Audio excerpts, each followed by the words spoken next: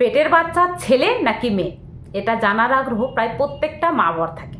এই সময় যখন থেকে প্রেগনেন্ট হই, এই সময় পেটের মধ্যে কে আছে, ছেলে নাকি মেয়ে, এই ধরনের কিন্তু জানার কিউরিসিটি থাকে।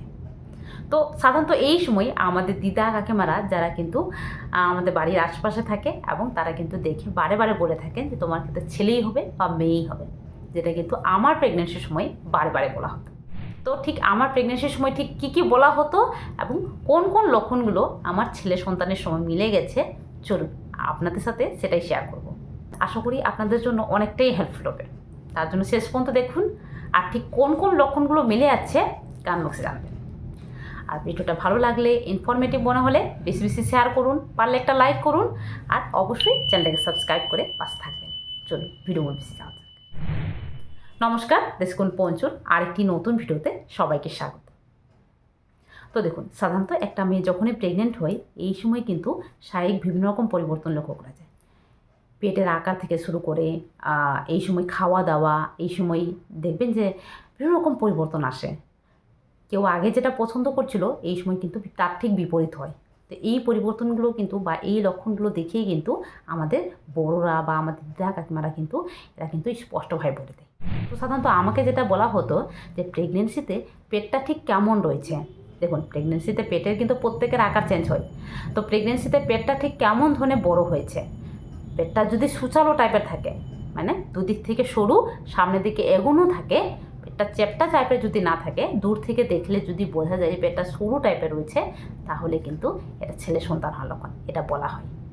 এটা কিন্তু আমার সাথে মিলে যায়। এটা বিশেষত প্রেগনেন্সির 8 মাসের দিকে আপনি ভালোভাবে লক্ষ্য করতে পারবেন।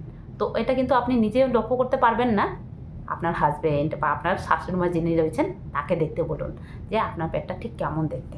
যদি সুচালো টাইপের থাকে বা পেটটা সামনের দিকে এগোনো থাকে, চেপটা টাইপের না, তাহলে কিন্তু এটা ছেলে সন্তান হওয়ার লক্ষণ। দ্বিতীয়ত, প্রেগনেন্সিতে প্রত্যেকের ক্ষেত্রে নাভির পরিবর্তন হয়। এই সময় যদি নাভিটা বাইরের দিকে বেরিয়ে আসে, ফুলের মতো ফুলে ওঠে, মানে কোনো কাপড় পরলে বাইরে থেকে যদি বোঝা যায়, তাহলেও কিন্তু ছেলে সন্তান হওয়ার লক্ষণ এটা বলা হয়। 3 নাম্বার, দেখুন প্রেগনেন্সিতে আমরা প্রত্যেকে খাওয়া দাওয়া করি, তবে যেটা হয় যে অনেকে হয়তো আগে মিষ্টি খেতে ভালোবাসতো, এই সময় টক ঝাল খেতে ভালোবাসে, আবার অনেকের ক্ষেত্রে ঠিক এর উল্টো হয়। তো প্রেগনেন্সিতে যারা টক ঝাল এই জাতীয় খাবারগুলো খেতে বেশি ভালোবাসে তাদের ক্ষেত্রে কিন্তু ছেলে সন্তান হতে চলেছে, কারণ এটা কিন্তু আমাকে বারে বারে বলা হতো। 4 নাম্বার, প্রেগনেন্সিতে ইউরিনের কালার। ইউরিনের কালারটা ঠিক কেমন রয়েছে। এই সময় ইউরিনের কালার যদি হালকা হলুদাভ টাইপের থাকে, খুব একটা গাঢ় হলুদ না, গাঢ় হলুদ কিন্তু জলের সমস্যা, কিন্তু হালকা হলুদাভ টাইপের থাকে, তাহলেও কিন্তু ছেলে সন্তান হওয়ার লক্ষণ। 5 নাম্বার, প্রেগনেন্সিতে দেখবেন যে প্রত্যেকের ক্ষেত্রে স্তনের আকারের পরিবর্তন হয়। এই সময় স্তনটা একটু ভারী ভারী লাগে, ফোলা ফোলা লাগে, আকারে বড় লাগে। তো এই সময় ঠিক কোন দিকের স্তনটা আকারে বড় বেশি মনে হচ্ছে, দেখবেন যে কোনো একটা দিকের স্তনটা কিন্তু আকারে একটু বেশি বড় মনে হবে, একটু ফোলা ফোলা মনে হবে। তো ঠিক কোন দিকের স্তনটা আপনার ক্ষেত্রে বেশি বড় মনে হচ্ছে, ডান দিকের নাকি বাম দিকের? যদি ডান দিকের স্তনটা আকারে একটু বড় মনে হয়, ফোলা ফোলা মনে হয়, একটু ভারী ভারী মনে হয়, তাহলেও কিন্তু ছেলে সন্তান হতে চলেছে। এটাও কিন্তু আমাকে এক দিদা বলেছিল। 6 নাম্বার, দেখুন প্রেগনেন্সিতে যেটা হয় যে এখন কিন্তু প্রত্যেকের ক্ষেত্রে পা ফোলা সমস্যাটা দেখা দিচ্ছে। তো এই সময় বিশেষত এটা কিন্তু প্রেগনেন্সির 7, 8, 9 নম্বর মাসে কমন একটা বিষয় হয়ে গেছে যে প্রত্যেকের ক্ষেত্রে পা ফোলা সমস্যা দেখা দিচ্ছে। তবে এই পা ফোলাটা কিন্তু স্বাভাবিক ব্যাপার, কিন্তু কোন দিকের পাটা ফুলছে, বাম দিকের পাটা বেশি ফুলছে নাকি ডান দিকের পাটা বেশি ফুলছে?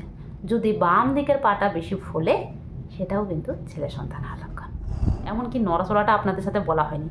নড়াচড়ার একটা কমন বিষয় যেটা কিন্তু অবশ্যই লক্ষ্য করুন, সেটা হলো পেটে যদি ছেলে বাচ্চা থাকে সে কিন্তু লেটে নড়াচড়া করবে, আর মেয়ে বাচ্চারা নাকি একটু আগে নড়াচড়া করে।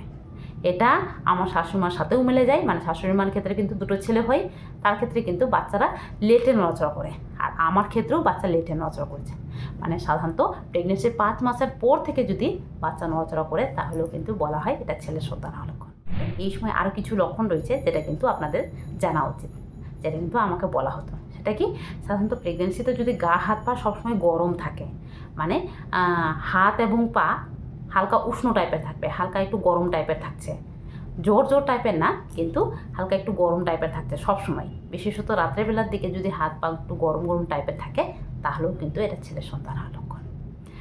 এমনকি প্রেগনেন্সিতে যে লিনিয়া লিগরা লাইনটা রয়েছে, মানে কালো লাইনটা, পেটের উপর যে কালো লাইনটা হয়, সেই কালো লাইনটা যদি পুরোপুরি সোজা টাইপের থাকে, মানে উপর থেকে নেমে যদি নাভি পর্যন্ত সোজা টাইপের থাকে, তাহলেও কিন্তু ছেলে সন্তান হওয়ার লক্ষণ। আর যদি এটা আঁকা বাঁকা থাকে তাহলে কিন্তু মেয়ে সন্তান হওয়ার লক্ষণ।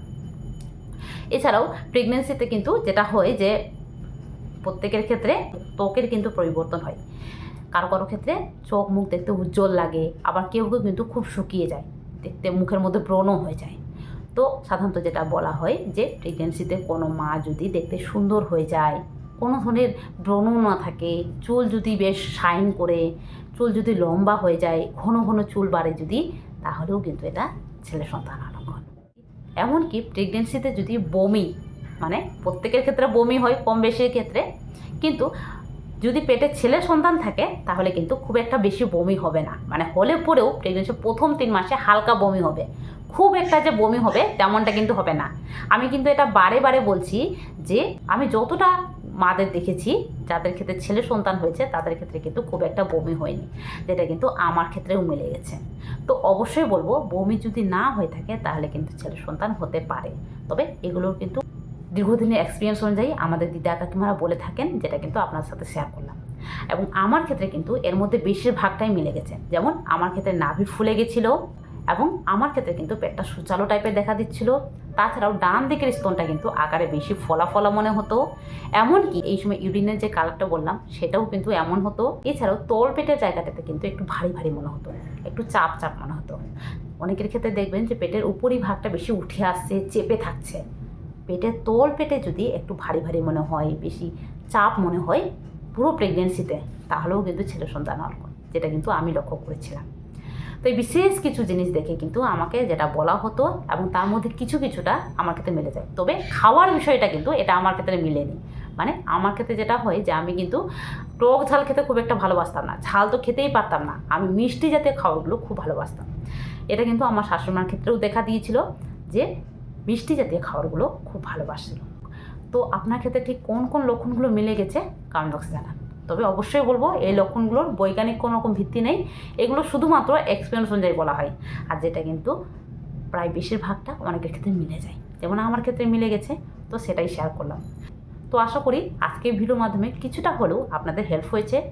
তো অবশ্যই ভিডিওটা পারলে বেশি বেশি শেয়ার করুন, আর ভিডিওটা ভালো লাগলে, ইনফরমেটিভ মনে হলে চ্যানেলটাকে সাবস্ক্রাইব করে পাশে থাকবেন। আর এখনও পর্যন্ত লাইক না করে থাকলে লাইক করে দিন। কোনো রকম প্রশ্ন থাকলে কমেন্ট বক্সে জানান। চলুন আজকের জন্য টাটা, সবাই ভালো থাকবেন, সুস্থ থাকবেন, সাবধানে থাকবেন। চলুন টাটা।